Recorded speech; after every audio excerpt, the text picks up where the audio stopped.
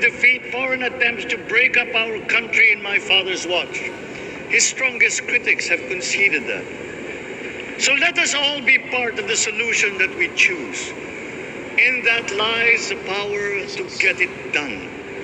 Always be open to differing views, but ever united in our chosen goal. Never hesitating to change it, should it prove wanting.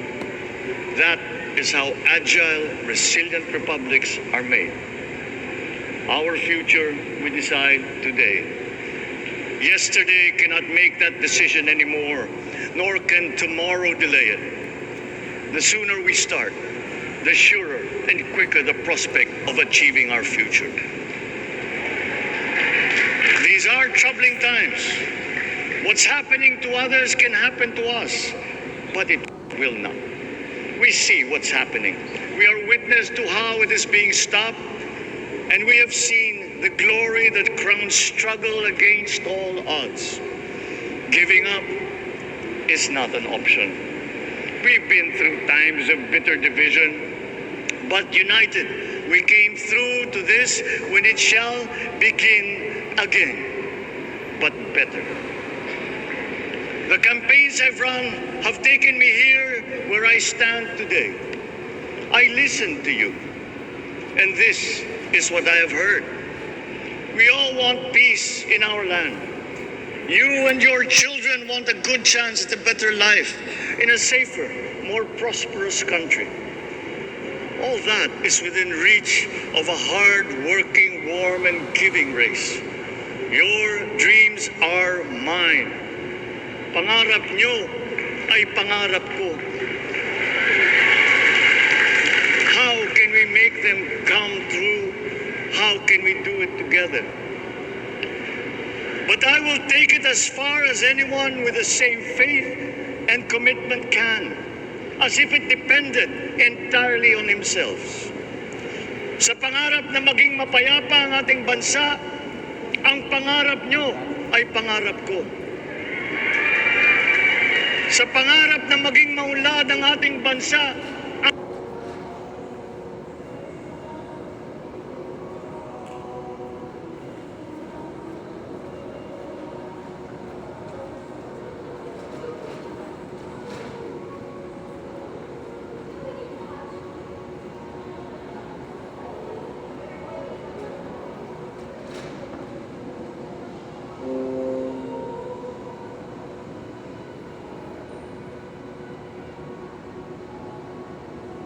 ang pangarap nyo ay pangarap ko.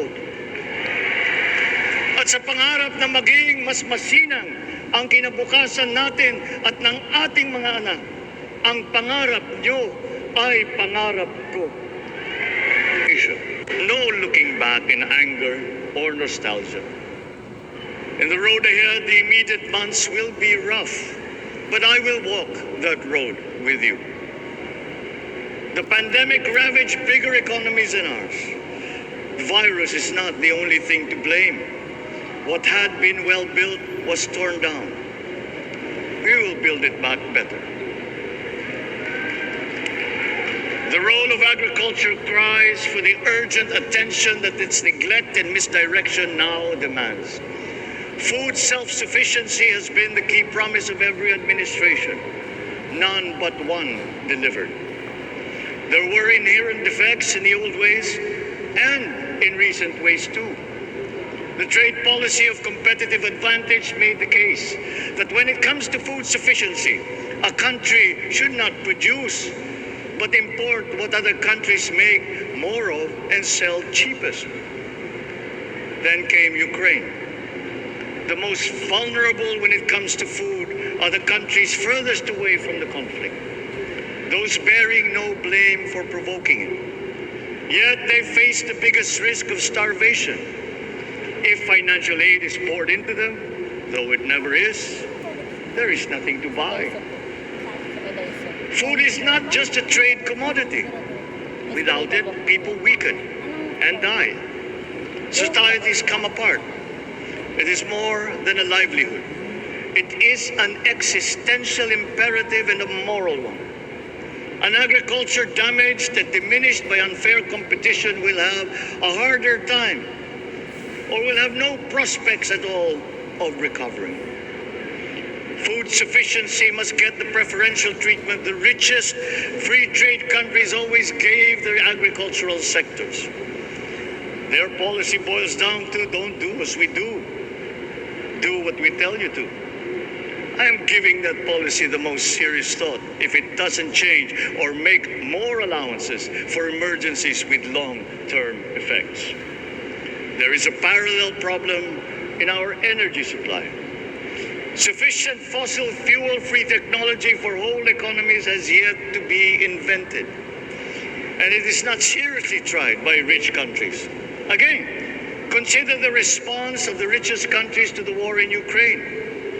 But surely, a free world awash with oil can assure supplies. Or we will find a way. We are not far from oil and gas reserves that have already been developed. What we teach in our schools, the materials used must be rethought. I am not talking about history. I am talking about the basics, the sciences, sharpening theoretical aptitude and imparting vocational skills, such as in the German example, alongside the national language with equal emphasis and facility in a global language, which we had and lost. Let us give OFWs all the advantages we can for them to survive and to thrive. Our teachers from elementary up are heroes fighting ignorance with poor paper weapons. We are condemning the future of our race to menial occupations abroad. Then they are exploited by traffickers. Once we had an education system that prepared coming generations for more and better jobs. There is hope for a comeback. Vice President and soon-to-be Secretary of Education, Sara Duterte Carpio, will fit that mission to the T. We won't be caught unprepared, under-equipped, and understaffed to fight the next pandemic. To start with, we never got over the pandemic of poor, if any, free public health. The last major upgrade of a public health system, exemplified by the resources poured into PGH, predates the current shambles by 3 generations. Our nurses are the best in the world. They acquitted themselves with the highest distinction abroad, having suffered even the highest casualties. With the same exemplary dedication at home, they just got by. They are out there because we cannot pay them for the same risk and workload that we have back here. There will be changes starting tomorrow. I am confident because I have an OPLEC in my cabinet. There were shortcomings in the COVID response. We will fix them out in the open. No more secrets in public health. Remember, I speak from experience. I was among the first to get COVID. It was not a walk in the park. My father built more and better roads, produced more rice than all administrations before his. President Rodrigo Roa Duterte built more and better than all the administrations succeeding my father's. Much has been built, and so well, that the economic dogma of dispersing industry to develop the least likely places has been upturned. Development was brought to them. Investors are now setting up industries along the promising routes built. And yet, the potential of this country is not exhausted. Following these giant steps, we will continue to build. I will complete on schedule the projects that have been started. I'm not interested in taking credit. I want to build on success that's already happening. We will be presenting the public with a comprehensive infrastructure plan. 6 years could be just about enough time. No part of our country will be neglected. Progress will be made wherever there are Filipinos, so no investment is wasted. The recovery of Philippine tourism with its emphasis on accessing nature's beauty, I am sure will exceed expectations. And bigger is not always better, but there's something to be said for economies of scale. And yet the country invites investments in fast-rising industries with quick returns and inflicts irreparable damage for future generations. We have yet to see large-scale practical solutions to pollution, though some are beginning to emerge. But there are tried and proven new ways of mitigation. Blades have been turning over the sand dunes of Ilocos Norte, harnessing a power all around but unseen long before this day. I built them. The rich world talks a great deal but does a lot less about it than those with much less, but who suffer more death and destruction from climate change and lack of adaptation. We will look to our partners and friends to help the Philippines, who, despite having a very small carbon footprint, is at the highest risk. First, spare victims, then help them recover, and move on to lessen the harmful impact of climate change. We too have our part to play. We are the third biggest plastics polluter in the world, but we won't shirk from that responsibility. We will clean up. You will not be disappointed, so do not be afraid.